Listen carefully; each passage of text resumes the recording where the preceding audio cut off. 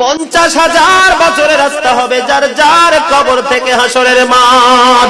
ফুলচেরাতের পুল হবে 30,000 বছরের রাস্তা।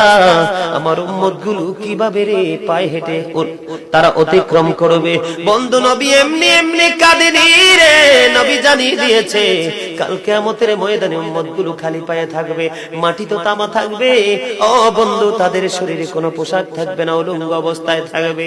এবং মা আয়েশা প্রশ্ন করলো, গো প্রাণের নবী, জানতে মনে চায় নবী গো, এই যে আপনার উম্মতগুলো উলঙ্গ অবস্থায় খালি পায়ে সবাই থাকবে গো নবী, তারা কি নারী পুরুষ একসাথে? কয় হ্যাঁ, নারী পুরুষ একসাথে। তারা কি কেউ কারো দিকে নজর দিবে না? এবার আমার নবী বলেছে, আয়েশা রে, কেমন করে নজর দেবে রে আয়েশা? বন্যার পানি যেমনি প্রবল বেগে বৃদ্ধি পেয়ে পৃথিবীর মানুষগুলোকে গ্রাস করে ফেলে, কাল কিয়ামতের দিন এই জাহান্নামের আগুন মানুষের দিকে বন্যার মতো প্রবল বেগে ছুটে এসে মানুষকে ঘিরে ফেলবে। এত ভয়ঙ্কর হবে রে আয়েশা কেরা, এত ভয়ঙ্কর হবে আসুরের দিন, এত ভয়ঙ্কর হবে সেই দিন।